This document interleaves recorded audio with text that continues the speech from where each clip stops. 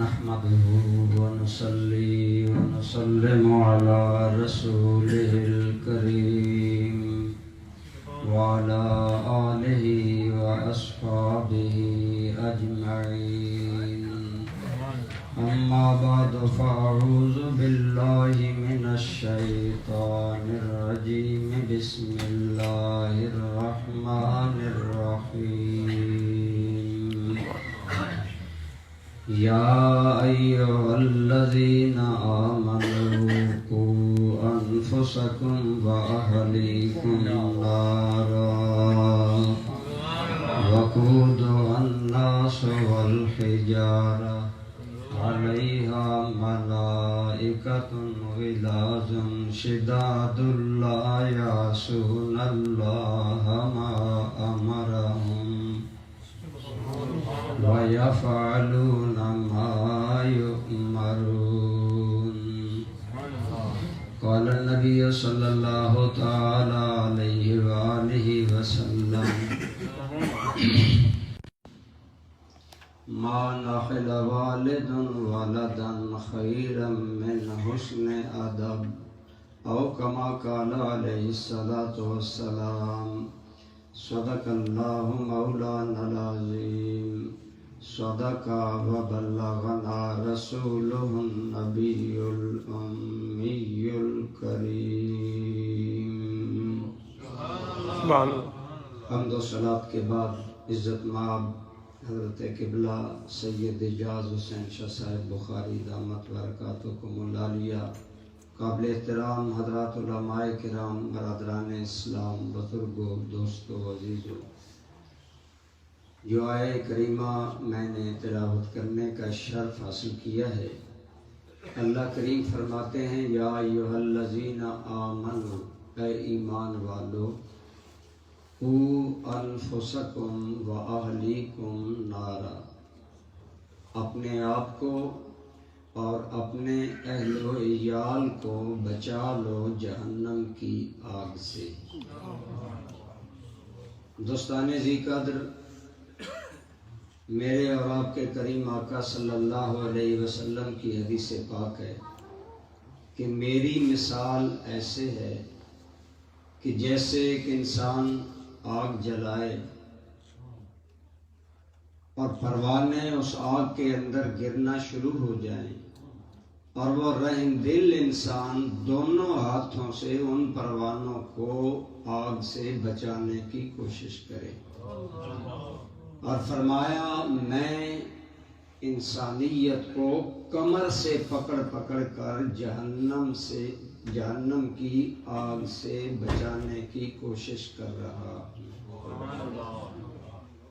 دوستان ذی وقار، میں نے تھوڑا سا مشکل موضوع چنا ہے۔ قبلہ کا حکم تھا کہ کوئی اصلاحی گفتگو۔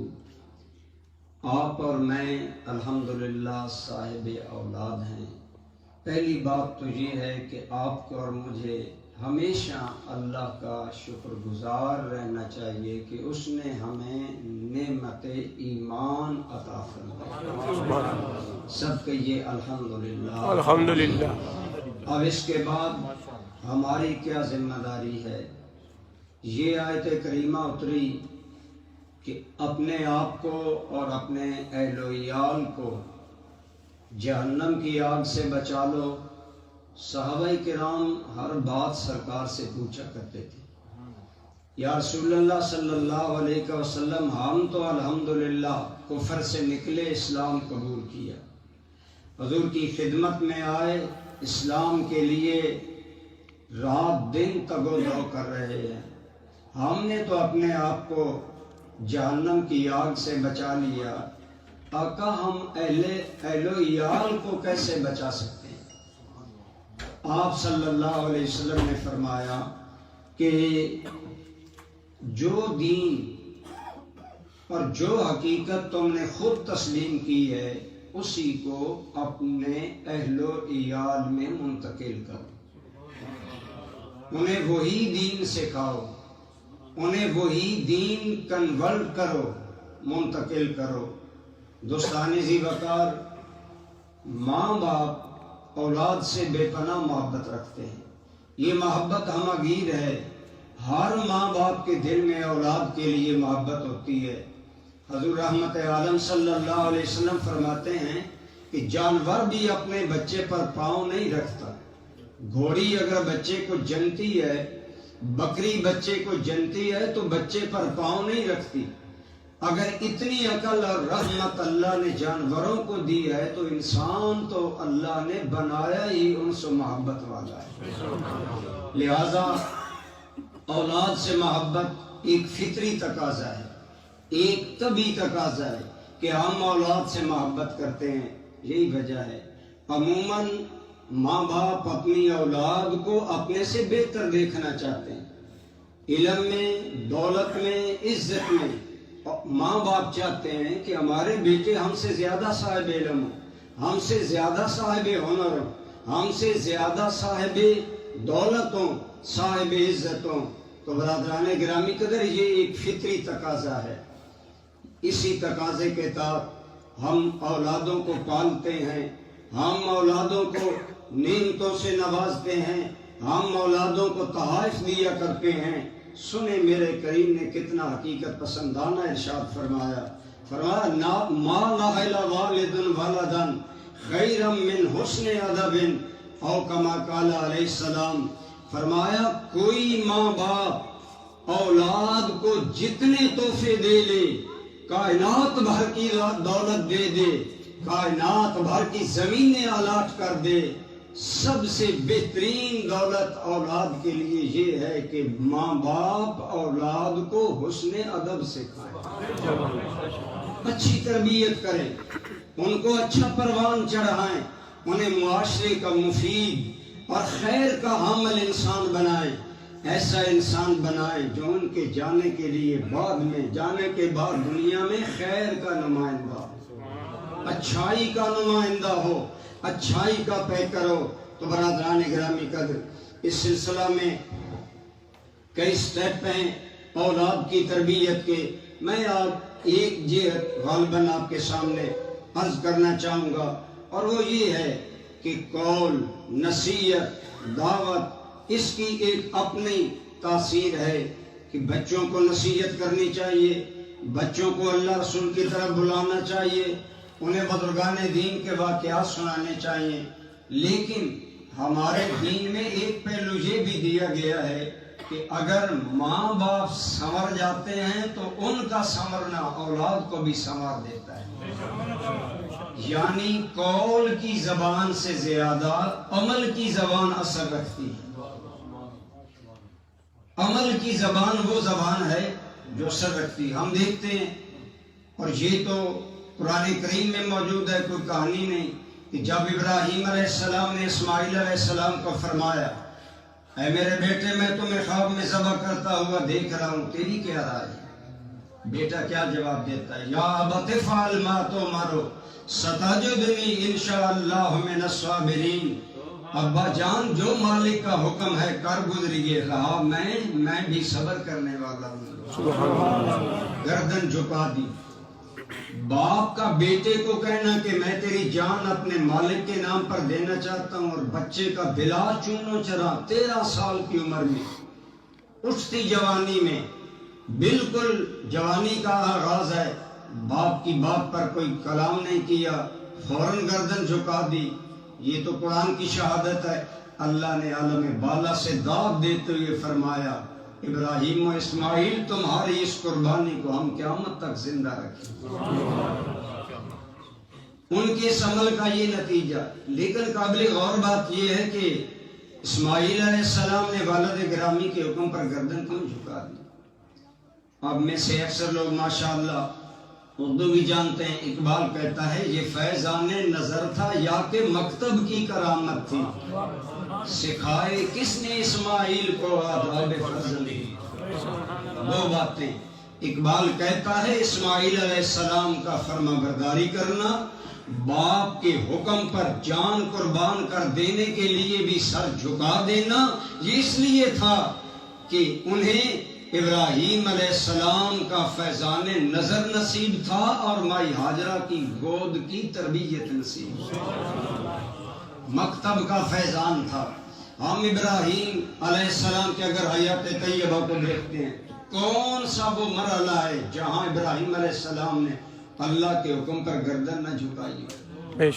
گویا دونوں نے خود اسماعیل علیہ السلام کے سامنے اپنا کردار پیش کیا۔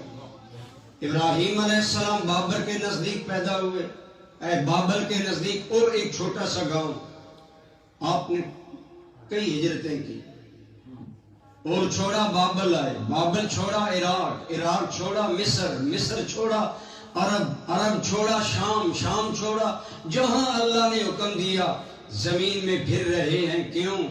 مالک جو تیرا حکم ہے، محفل کون و مقام میں مثل جام پھرے، میں توحید لے کر صفت جام پھرے، ہم تو تیرا نام لے کر کائنات میں ہر جگہ گزر گئے۔ ابراہیم علیہ السلام اللہ کے، آپ نے سنا ہے ابھی اسماعیل علیہ السلام چند دنوں کے حکم آیا کہ ہاجرہ اور اسماعیل کو جاؤ مکہ کے صحرا میں بساؤ، جہاں پانی نہیں، جہاں آثار زندگی نہیں۔ ابراہیم علیہ السلام جانتے تھے میرا والد بھی خدا کے ہر حکم پر گردن جھکانے والا ہے، اور میری ماں وہ ہے، سنا تھا ماں سے کہ بیٹا جب اس صحرا لقدق میں جہاں آثار موت کے علاوہ کوئی چیز نظر نہیں آتی تھی، جب تیرے ابا ہمیں چھوڑ کر جانے لگے تو میں نے پوچھا ابراہیم ہمیں موت کے منہ میں دے کر جا رہے ہو؟ ابراہیم نے فرمایا نہیں، ہاکذا امرنی ربی، یہ میرا حکم نہیں میرے رب کا حکم۔ سبحان اللہ۔ مفسرین نے لکھا مائی ہاجرہ نے حضرت ابراہیم کا دامن یوں تھاما ہوا تھا کہ کہاں آپ جائیں گے ہمیں چھوڑ کر، موت کے منہ میں چھوڑیں گے؟ جب یہ کہا تو سیدہ کا ہاتھ ڈھیلا ہو گیا اور فوراً پلو چھوڑ کر منہ سے بولی اذ لا یضیعنا ربنا، آپ تشریف لے جائیں، ہمارا ایمان ہے ہمارا رب ہمیں ضائع نہیں کرے گا۔ ابراہیم علیہ السلام اللہ کے ہر حکم پر گردن جھکا رہے ہیں، اور ہاجرہ وہ ہے کہ بالکل معصوم بیٹا، لقدق صحرا، چند کھجوریں اور پانی، لیکن مستقبل کی ساری تکلیفیں کیوں سینے سے لگا رہی ہے؟ اگر میرے مالک کا حکم ہے، اگر ابراہیم راضی ہے تو مالک کے حکم پر ہاجرہ بھی راضی ہے۔ تو عرض یہ کر رہا ہوں اسماعیل علیہ السلام کے سامنے اپنے ماں باپ کے قول کی زبان کی بجائے عمل کی زبان، ان کا عمل یہ تھا کہ اللہ کے حکم پر گردن جھکانی ہے۔ یہی ہمارا شیوا ہے، ہمارے بزرگوں نے ہمیں یہی بتایا کہ ماں باپ جس ڈگر پر چلتے ہیں بچے بھی اسی ڈگر پر چلتے ہیں۔ آپ نے علماء سے بارہ سنا ہوگا، حسنین کریمین بچپن میں مسجد نبوی میں گئے، حضور منبر پر بیٹھے ہیں، مسجد نبوی میں آئے تو لڑکھڑائے، گرے، اٹھے، پھر نانا جان کی جانب آئے۔ یہ حسنین کریمین کی عظمت کا واقعہ ہے۔ لیکن میرا سوال ہے، حسنین کریمین نانا جان کو تلاش کرنے کے لیے مسجد میں کیوں گئے؟ سوچیں، انہیں پتا تھا ہمیں نانا جان ملیں گے تو مسجد میں، تو گویا مسجد کا راستہ بتا دیا گیا۔ یہی طریقہ ہمارے بزرگان دین کا ہے کہ انہوں نے نصیحت اور قول کی زبان بھی استعمال کی، لیکن زیادہ عمل کی زبان استعمال کی۔ ایسا بن کر دکھایا کہ بچہ اور بچی خود ان کے کردار میں ڈھلتے چلے گئے۔ حضرت خواجہ حسن بصری کہتے ہیں میں نے نماز تہجد حرم کعبہ میں پڑھی، پرانا دور تھا، اندھیرا تھا، میں تہجد کے بعد اللہ کے گھر میں محو التجا ہو گیا، اپنے گناہ، اپنی خامیاں یاد کر کے حسن بصری رونے لگے، ساروں کتار اللہ کی بارگاہ میں دعا مانگنا شروع کی۔ کہتے ہیں لوگوں، میری رکت تو اپنی جگہ تھی، میرے قریب ایک بندہ بیٹھ کر اتنی عاجزی سے دعا مانگ رہا تھا کہ میں نے اپنی دعا چھوڑ کر صرف آمین کہنا شروع کیا۔ اتنی پیاری دعائیں، اتنی رکت آمیز دعائیں، اتنی دل میں اترنے والی دعائیں. خواجہ حسن کہتے ہیں کہ رو رو کر میری آنکھوں سے آنسوں کی جھڑیاں لگ گئیں. میرا دل کہنے لگا آج دل صاف ہو گیا ہے، لیکن میں دیکھوں تو صحیح یہ کون ہے اللہ کا بندہ جو اتنا گر گرا کر سین حرم میں اللہ سے معافیاں مانگ رہا ہے. آپ فرماتے ہیں وہ دعا ختم کر کے باہر نکلے روشنی پر. میں دوڑ کر پیچھے گیا. فرماتے ہیں میرے دل میں تجسس تھا کہ یہ کون بہت بڑا کوئی گناہگار ہوگا، اتنا رو رہا ہے کہ اس کے رونے پر تو شاید خدا کے ملائکہ بھی رو پڑے. کہتا ہے لوگوں جب میں گیا تو فیضان ہوا حسن ابن علی ہے. جب میں حرم کعبہ سے باہر نکلا تو وہ رسول اللہ کا نواسا جنتی جوانوں کا سردار حسن ابن علی. میں نے کہا یا حسن انت وہوا، حسن تو اور وہ حالت، تو رسول اللہ کا نواسا، تو جنتی جوانوں کا سردار، آپ کو جنت کا سرٹیفکیٹ حضور نے دیا. وہ رونا دھونا، وہ تیری آہ و بکا کہ میری دل کی چادر رو رو کر صاف ہو گئی ہے. حسن اتنی رقت یہ کب سے تم نے اختیار کی؟ سنے دل تھام کر حسن، امام حسن مجتبی کہتے ہیں حسن بصری یہ کوئی حیرت کی بات نہیں. اگر تم میری اماں فاطمہ کی زاریاں سنتے تو میری زاریاں بھول جاتے. یہ زاریاں مجھے اماں سے ملی، یہ رونا مجھے امی جان سے ملا. اور امی جان کون ہیں؟ رسول اللہ نے فرمایا اما تردینا ان تکونی سیدات نساء اہل الجنہ. فاطمہ کیا تو اس بات پر راضی نہیں کہ میرا اللہ کل تمہیں جنتی عورتوں کی سرداری جنت کا سرٹیفکیٹ مل رہا ہے، لیکن ماں کی آہ و بکا، ماں کی سحر خیزی، ماں کی سحری کو رونا ایسا بیٹے حسن کے دل میں اترا کہ حسن کے صدقے حسن بصری کے دل کی چادر صاف ہو گئی. برادران گرامی قدر الولد سر لابیہ، بیٹا باپ کا راز ہوتا ہے. میں یہی عرض کرنا چاہوں گا اگر ہم چاہتے ہیں ہماری نسل اسلام پر قائم رہے، اگر ہم چاہتے ہیں ہماری نسل اللہ رسول پر فدا رہے، تو آپ ایسے بن جائیں، اپنے گھر کا ماحول ایسا ڈھالیں، اپنے گھر سے آپ کی اولاد کو ایسے سبق ملے کہ جب وہ معاشرے میں جائیں تو کہیں لوگوں مجھے میری امی کی بات نہیں بھولتی. ہم کتنے لوگ جانتے ہیں کہ گیلان کے گاؤں کا سید زادہ ٹین ایج میں ہے، اٹھتی جوانی ہے، امی کے قدموں پر ہاتھ رکھ کر کہتا ہے امی مجھے معلوم ہے آج تو بڑھاپے میں ہے، میری خدمت کی تمہیں ضرورت ہے، لیکن میرا بھائی تیری خدمت اچھی کر رہا ہے، اگر اجازت ہو تو میں نانا مصطفیٰ کا دین پڑھنے بغداد نہ چلا جاؤں. ماں بھی تو ماں تھی، سید زادی تھی، حضرت حسن کریم کی اولاد میں سے تھی. سیدہ ام الخیر بولی عبد القادر بیٹے جو میرے نبی کا دین. وہ بیٹا گھر سے نکلنے لگا، پرانا دور تھا، بیٹا تو بغداد جا رہا ہے، معلوم نہیں تیری میری ملاقات ہو یا نہ ہو، یہ لو 40 دینار قبا میں سی دیے. ساتھ ایک جملہ بولا میرے بیٹے اللہ کے حوالے شاید تیری میری ملاقات نہ ہو، لیکن ایک بات ضرور کرنا. امی کیا؟ مایا کبھی جھوٹ نہ بولنا. آپ نے میں بھی پڑھا کتابوں میں موجود ہے، ڈاکو آئے قافلہ لوٹ لیا. اس بچے سے پوچھا تیرے پاس ہے کوئی شے؟ خود بول کر کہتا ہے میری قبا میں 40 دینار ہیں. آپ نے واقعہ سنا، میں اختصار سے ٹائم کے اختصار کی وجہ سے بات سمیٹ رہا ہوں. ڈاکوں کے سردار کے پاس یہ سید زادہ پیش کیا گیا. اس نے کہا بیٹے اب تیری جان بھی خطرے میں، تیرا مال بھی خطرے میں، تو ڈاکوں کے پاس ہے، تو نے کیوں نہ اپنا مال اور جان بچایا؟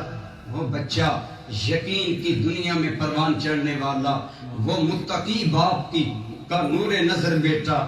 آپ کو پتا ہے اس عبد القادر کا باپ وہ تھا جس نے غلط فہمی میں ایک سیب کھا لیا، کسی کا تو معاف کرانے کے لیے کئی سال مالک کے باغ کی گوڈی کرتا رہا. ایک سیب معاف کر دو، سیب تیرا تھا، میں نے کھا لیا، مجھے معاف کر دو۔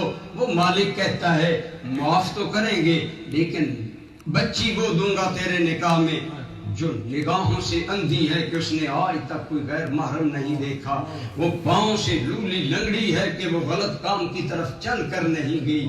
بتائیں جس کے باپ کے تقوی کا یہ عالم ہو، جس کی ماں کی صداقتوں، جس کی ماں کے حیا، جس کی ماں کی عفت و عصمت کا یہ عالم ہو، ان کی گود میں کھلنے والا ولایت کا ہیرا عبدالقادر جیلانی کیسا ہوگا؟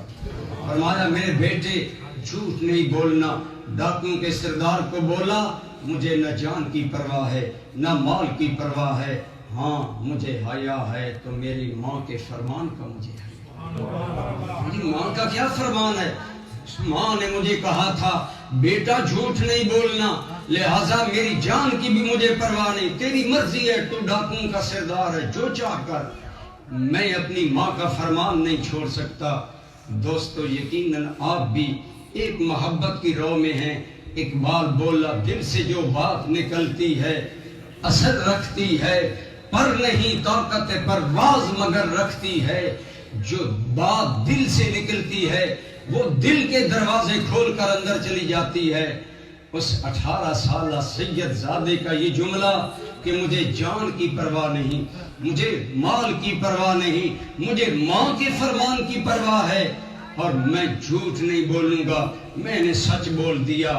ڈاکوں کے سردار کی گردن ندامت سے جھک گئی، شرمندگی میں ڈوب کر سوچنے لگا یہ سید زادہ اس عمر میں ماں کی نافرمانی نہیں کرتا، میں اتنا بڑا سردار ہو کر میرا شیوا ہے چوری، میرا شیوا ہے ڈاکے، میں لوگوں پر ظلم کرتا ہوں، ان کے مال جان کو خطرے میں ڈالتا ہوں، میں کیوں نہ اس جیسا بن جاؤں؟ کہتا ہے رحمک اللہ ایھا الولد علیک وعلی امک، او بچے اللہ تم پر بھی رحم کرے، اللہ تیری ماں پر بھی رحم کرے۔ میری دل کی دنیا میں اجالا آ رہا ہے، میری دل کی دنیا میں نور آ رہا ہے، اگر تو بچہ ہو کر ماں کی نافرمانی نہیں کرتا تو ہاتھ نکال، میں تیرے ہاتھ پر ہاتھ رکھ کے بیعت کرتا ہوں، آج کے بعد میں چوری نہیں کروں گا، آج کے بعد میں ڈاکہ نہیں ڈالوں گا، آج کے بعد میں لوگوں کی مال جان کے لیے خطرہ نہیں بنوں گا۔ جب ڈاکوں کا سردار توبہ کرتا ہے تو دوستان ذی وقار اس کے سارے ساتھی کہتے ہما یاراں بہشت، ہما یاراں دوزخ، تو ہمارا یار تھا، اگر برائی میں ہمارا لیڈر تھا تو تو نیکی میں بھی ہمارا لیڈر ہے، اگر تیری توبہ ہے تو ہماری بھی توبہ ہے۔ جب تربیت اس نہج پر ہوتی ہے تو پھر ایک سید زادے کی صداقت لاکھوں کی جماعت کو اللہ کا ولیوں کا گروہ بنا دیتا ہے۔ ہاں ہاں نگاہ ولی میں وہ تاثیر دیکھی، بدلتی ہزاروں کی تقدیر دیکھی۔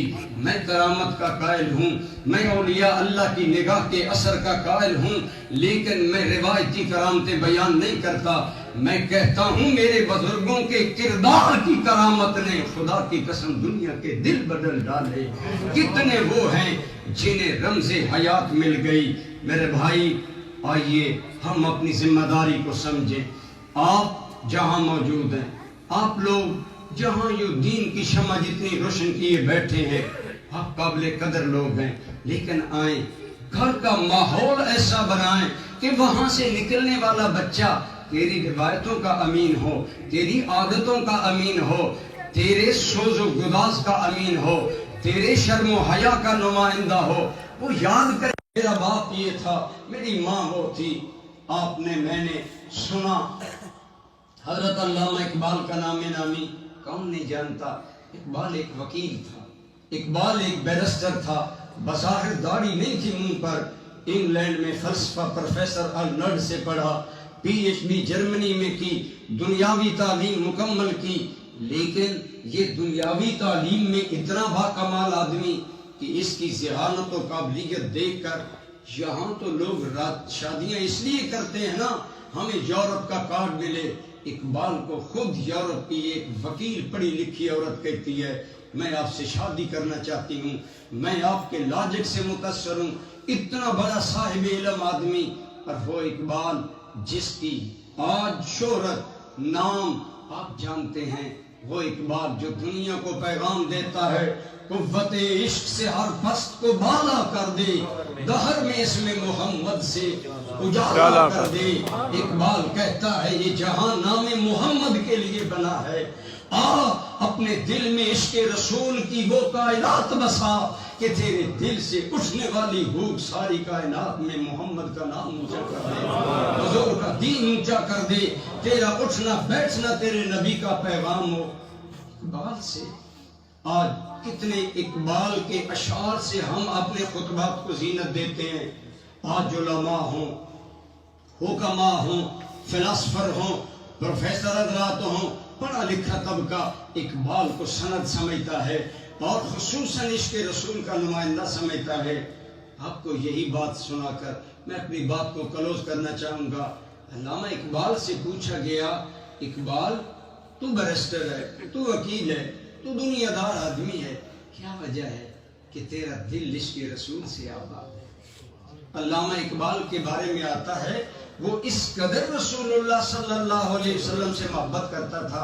ایک نوجوان لڑکا کالج کا حضرت علامہ کے پاس آیا، آپ کے پاس بیٹھ کر کوئی دین کی باتیں کرنے لگا تو باتوں میں اس نے کہا محمد صاحب نے یہ کہا، محمد صاحب نے یہ کہا۔ وہ لڑکا چلا گیا۔ علامہ اقبال کا ذاتی خادم علی بخش وہ نوکر تھا، وہ کہتا ہے کہ وہ تو چلا گیا لیکن اس کے بعد اقبال اشکبار تھا، اقبال گم تھا۔ میں قریب گیا، میں نے کہا میں اس کا یہ چپ توڑوں۔ میں نے کہا اقبال اس لڑکے نے کوئی آپ کا دل دکھایا؟ کیا بات اس نے کی؟ آپ پریشان مجھے نظر آ رہے۔ کہتا ہے میرے پوچھنے پر یوں پتا ایسے محسوس ہوا جیسے دکھی آدمی تو چپ ہوتا ہے نا، دکھ پوچھا جائے تو پھر پھوٹ پڑتا ہے۔ کہتا ہے دکھی اقبال میری بات پر پھوٹ پڑا، ساروں کے تار اقبال رونے لگ گیا۔ میں نے کہا مجھے بھی تو کوئی بتائے نا اس نے کیا بات کی ہے، ہم اسے پکڑیں، ہم اس کو سزا دیں؟ نہیں، اقبال نے اشارہ کیا نہیں، کہنے لگا وہ بات میں کہتا تھا محمد صاحب مجھے افسوس ہے اسے مسلمانوں کا بیٹا ہو کر اپنے نبی کا نام لینے کا سلیقہ نہیں۔ اللہ اکبر۔ اس کی سہالت نے مجھے رلا دیا، اس کی اس کیفیت نے مجھے رلا دیا۔ برادران گرامی قدر اقبال کا یہ احساس دل کہاں سے اسے ملا جو دنیا کو کہتا ہے دعائیں جب مانگو نا تو مانگا کرو۔ کیا مانگے اقبال اللہ سے؟ اقبال کہتا ہے ذرہ عشق نبی از حق طلب، سوز صدیق و ولی از حق طلب۔ اللہ سے مانگنا ہو تو نبی کے عشق کا ایک ذرہ مانگا کرو، اللہ سے مانگنا ہو تو مولا مرتضیٰ کا دل مانگا کرو، صدیق اکبر کا سود و گلاب۔ سبحان اللہ۔ میں عرض کر رہا تھا علامہ اقبال سے پوچھا گیا آپ کے اندر عشق رسول کی یہ سوزش، یہ لگن، یہ حضور صلی اللہ علیہ وسلم سے محبت کیسے پیدا ہوئی؟ اقبال کہتا ہے میں ایک امتحان دینے والا تھا اور امتحان کی تیاری میں بڑا مصروف تھا۔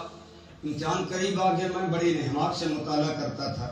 ایک دن میں گھر میں بڑے انہماک سے کتاب میں ڈوب کر مطالعہ کر رہا تھا نا، باہر سے ایک بھکاری نے ہمارے دروازے پر دستک دی۔ میں نے ٹال دیا چلا جائے گا، میں پڑھتا رہا۔ اس نے دوبارہ دستک دی، میں نے دروازہ نہیں کھولا، میں گھر تھا، میرے والد صاحب تھے، لیکن میں نے ٹال دیا۔ اس نے تیسری مرتبہ زور سے دروازہ کھٹکایا، یوں پیٹا کہ میرا وہ مطالعہ مکسر ہو گیا اور میں جو وہ چیز یاد کر رہا تھا وہ میرے ذہن سے نکلنے لگی۔ مجھے غصہ آیا، اٹھتی جوانی تھی، زندگی کی ٹین ایج تھی، عالم شباب تھا، جوانی کی قوتیں تھیں۔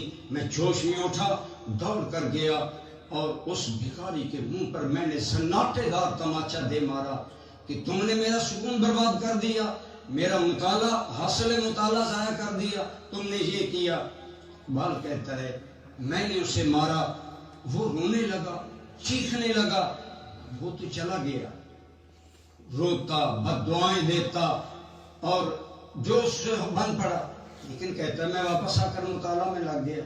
لیکن جب میں نے اپنے والد صاحب کو، علامہ اقبال کے والد کا نام تھا شیخ نور محمد قادری، یہ سلسلہ قادریہ میں بیعت تھے اور بڑے روحانی انسان تھے، کہتا ہے میں نے دیکھا والد صاحب پریشان ہیں. میں سمجھ گیا والد صاحب کو میری یہ عادت پسند نہیں آئی, میری اس حرکت کی وجہ نے میرے باپ کو پریشان کر دیا ہے. کہتا ہے میں مطالعہ بھول گیا, اچھے دور تھے, اولاد کے دل میں ماں باپ کا احترام تھا, باپ کے بدلے تیور دے کر اقبال کہتا ہے میں مطالعہ کیا کرتا, میں نے کتاب بند کر دی اور میں والد صاحب کے پاس چلا گیا. پاس میں جا کر بیٹھا اور میں نے کہا جناب آپ کو میری وجہ سے شاید آپ پریشان ہیں, لیکن آپ نے دیکھا نہیں کہ کیسی اس نے بدتمیزی سے دروازہ کھٹکایا, اتنا زور سے کوٹا کہ میں پریشان ہو گیا اور میرا مطالعہ اس نے متاثر کر دیا.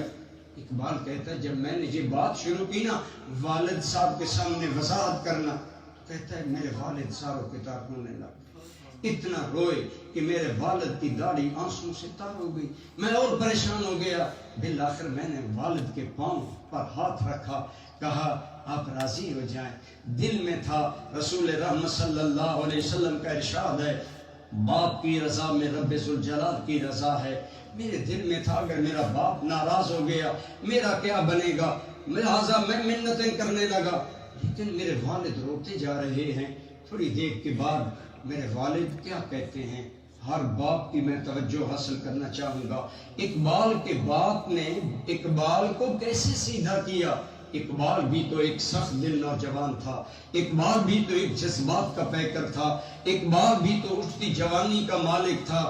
باپ نے کیا کیا, باپ رونے دھونے لگا اور جب تھوڑا سا افاقہ ہوا تو اقبال باپ کے جذبات کو اشعار کا رنگ دیتا ہے.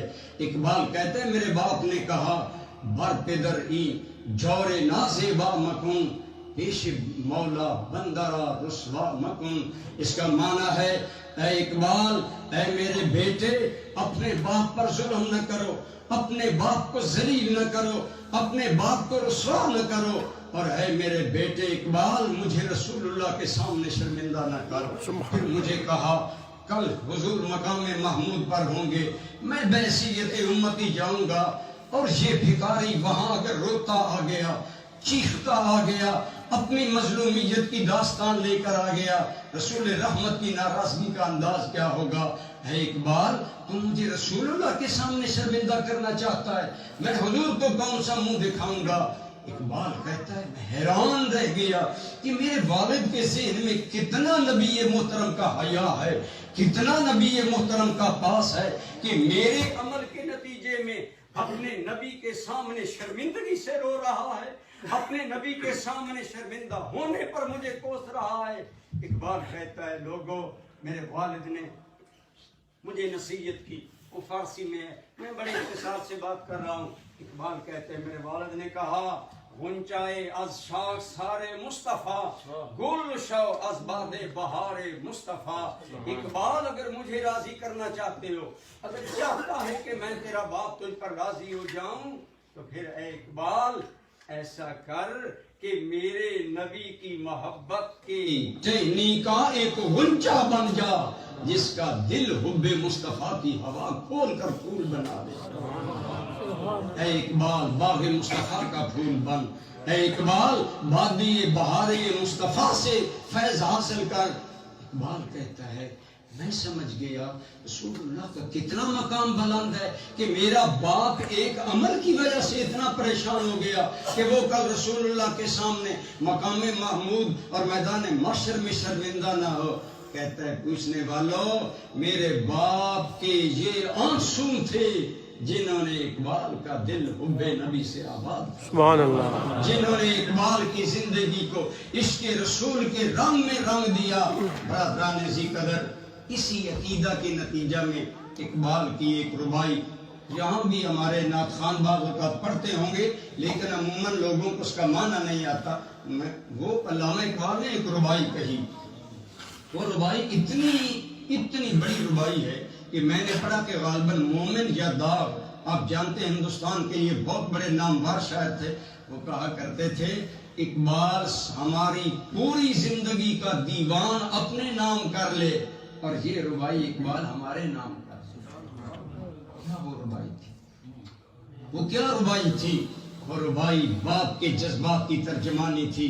اقبال کہتا ہے اے میرے مالک تو غنی از ہر دو عالم من فقیر, عذرہائے یوم محشر من پذیر. یا اللہ تو بے نیاز ہے, تجھے کوئی ضرورت ہے بخشنے کے لیے عملوں کی؟ تو بغیر عملوں کو بھی بندوں کو بخش سکتا ہے. تو غنی ہے, تو بے نیاز ہے, تمہیں کوئی باتوں کی کوئی ضرورت نہیں. تو غنی از ہر دو عالم من فقیر.